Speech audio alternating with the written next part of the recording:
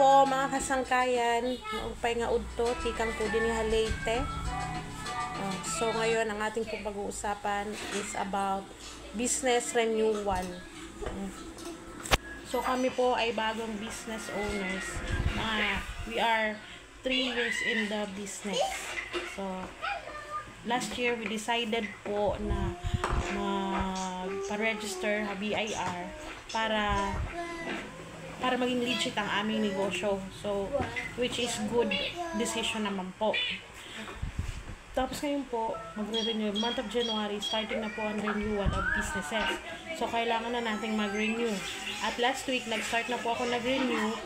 At ngayon ko lang po na-realize na dapat pala pag January, meron kang pondong pera.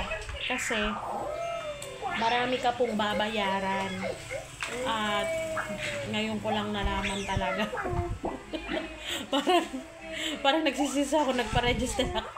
Pero wala tayong magagawa. Kailangan. So, number 1 mong gagawin, step 1, pupunta ka sa munisipyo, sa inyong municipality, magre-renew ka po doon sa business center nyo.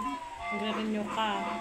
Ako, yung binayaran ko po doon, nag-i-state ko na lang para meron kayong idea. Pero, depende rin po kasi sa negosyo nyo.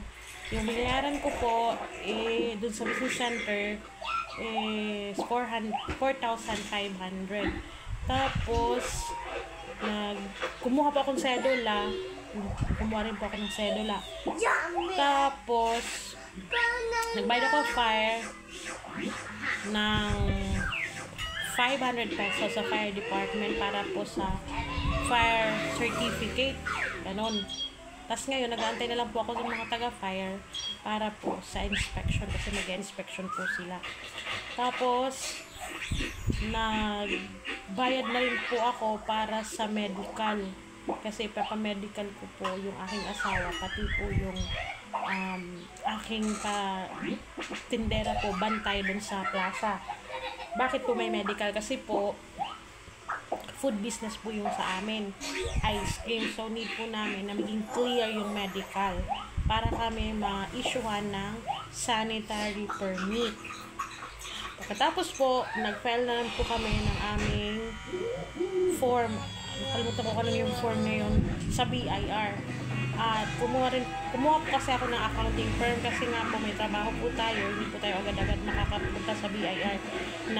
Kasi pagpunta ko sa BIR, malaking oras ang gugugulin mo doon kasi nga marami kong tao. So, kumuha na lang ako ng accounting firm na mag-aasikaso sa aking mga aasikasuhin sa BIR. So, monthly, yung binabayaran ko po sa accounting firm is 1,500. So, yun po. So, may bill na po tayo ngayong January.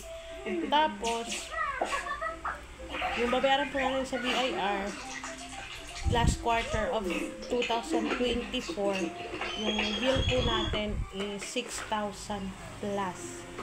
So, estimated mga 7,000 na. 7,000. So, dapat pala pag January, kailangan mong magpondo ng pera para hindi ka mamong problema kung saan ka kukuha ng ibabayad mo sa pag-renew at ibabayad mo sa BIR.